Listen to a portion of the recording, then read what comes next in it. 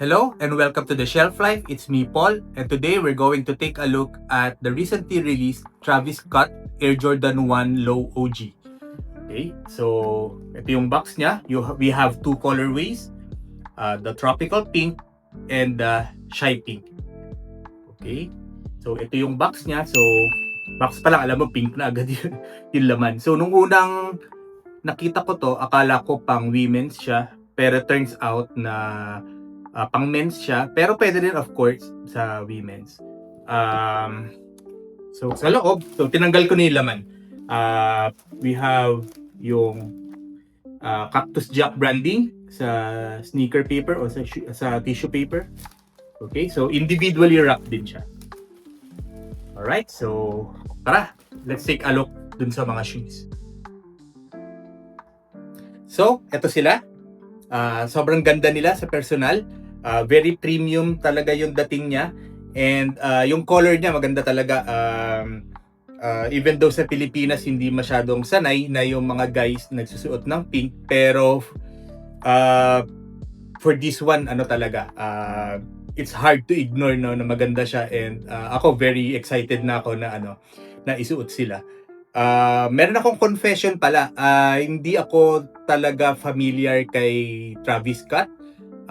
Nakikita ko siya sa branding, sa shoe na may collab siya with Air Jordan 1. Not sure kung meron pang ibang Air Jordan siya nag-collab, pero in all honesty, hindi ko siya talaga kilala. Alam ko, rapper siya, producer siya, nasa music industry siya, pero ni isang kanta niya wala ako alam. So I have to search YouTube para mapakinggan yung mga songs niya. And honestly, maganda yung yung mga music na ginawa niya. And lalong-lalo na hangang-hanga ako dun sa sa mga videos niya. Ang ganda nung editing.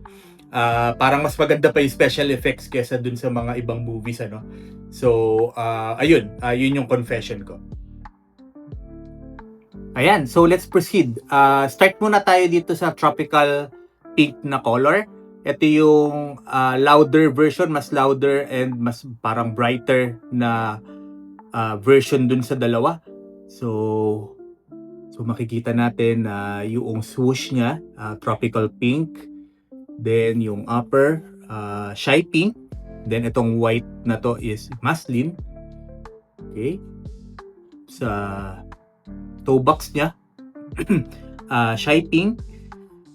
Then sa kabilang side, makikita natin yung Cactus Jack na branding. Yun yung brand ni Travis Scott, kung hindi ako nagkakamali. Then dun sa heel, makikita natin yung Air Jordan logo, embroidered siya. Okay.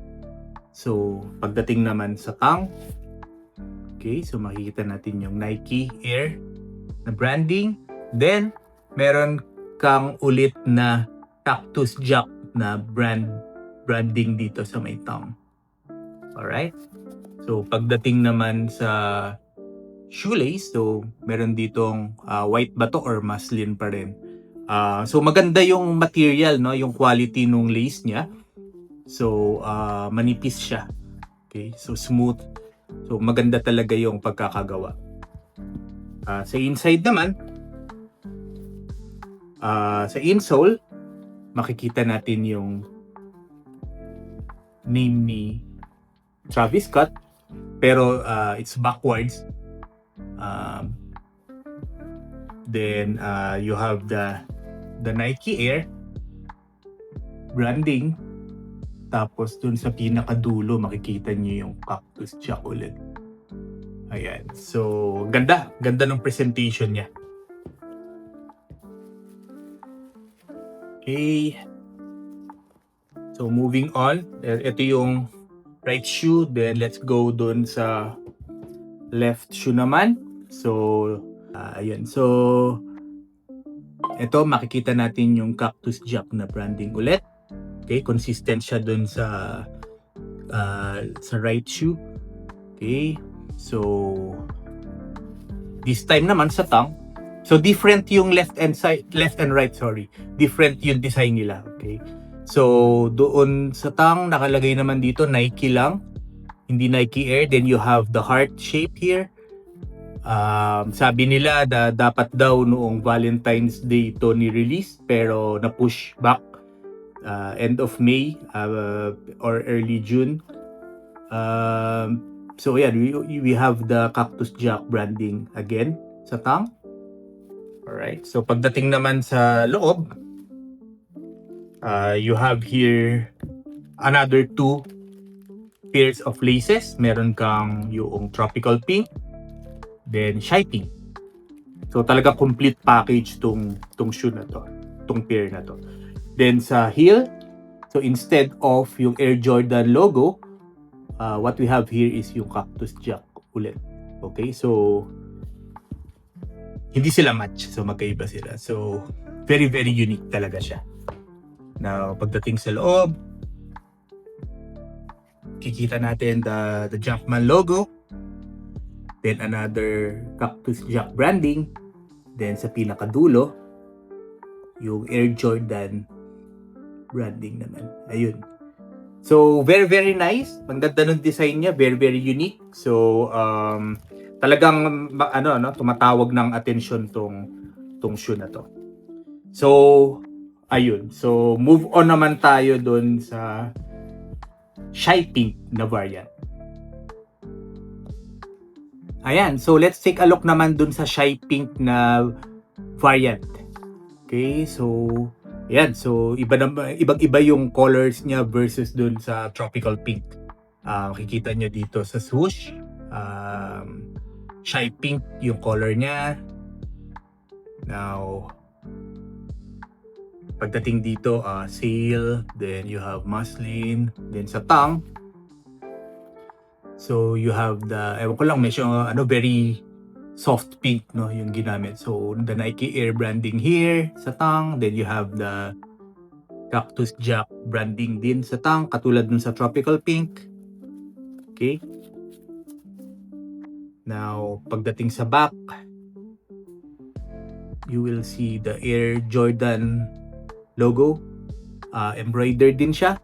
Now, ang isa sa mga unique feature nitong shoe na to is yung swoosh niya doon sa lateral side, kita nyo, shy pink, pero pagdating doon sa kabilang side, sail siya.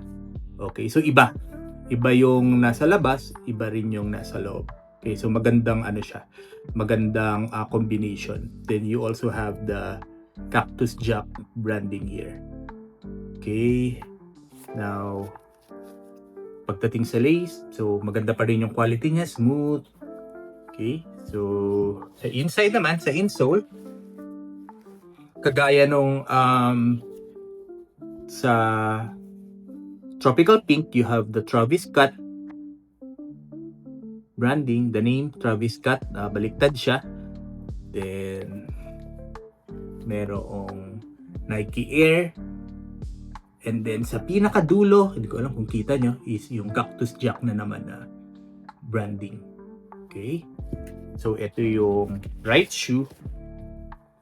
Punta naman tayo dun sa kabila, sa left side, left shoe. So again, yung swoosh niya magkaiba. Okay?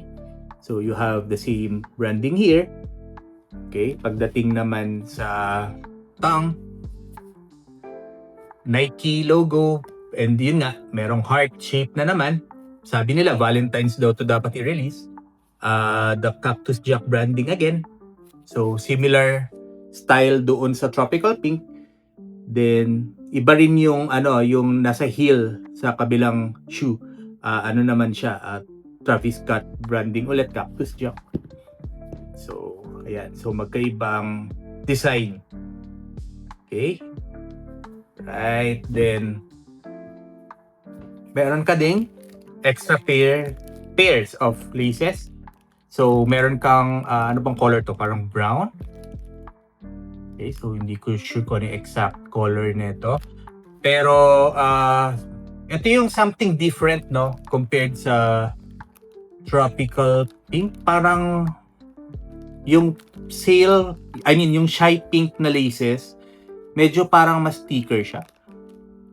So, hindi ako sure. Pero parang mas thicker siya. Hindi siya same dun sa nakakabit ngayon, saka dun sa extra pair na isa, parang mas ano siya, mas thicker siya, mas wider. Ayun. So, mas makapal siya. Okay? So, something different, ano? Doon sa tropical pink na colorway. Okay, so inside naman, you have the Jumpman logo, the Cactus Jack, and then the Air Jordan logo dun sa dulo. Okay? Ayun, so kanina nakalimutan ko i-mention na yung outsole niya, same color lang for both pairs, shy pink. Okay? So ano nga ba yung conclusion dito sa video ko na to? Again, yung Travis Scott, hard to find siya. Not necessarily pala hard to find. Very limited lang kasi yung pairs na nire-release nila. And may pagka-secret drop din siya. So hindi announced yung release niya. So very short notice, no? So nag-uunahan talaga yung mga tao. And also, unfortunately, may mga resellers na nakakakuha ng majority of the pairs and binebenta nila at a higher price. So, yun yung reality sa shoe game. Itong pairs ko na to, sumali ako sa raffle ng Nike sa SNKRS, pero unfortunately, hindi ako nanalo. So, I have to purchase mine sa resellers, no? And binebenta ko pala to mga pairs ko na to. So, reseller na din ako. Yun. So, yun yung reality natin sa sneaker community. So, when it comes to the shoes naman, so ang ganda niya. Hindi ako naiilang na isuot kahit pink. Sa panahon ngayon, dapat hindi na nila lock yung color sa gender. So, ang una ko nakita itong pair na to itong tropical pink, and sabi ko ito yung mas prefer ko.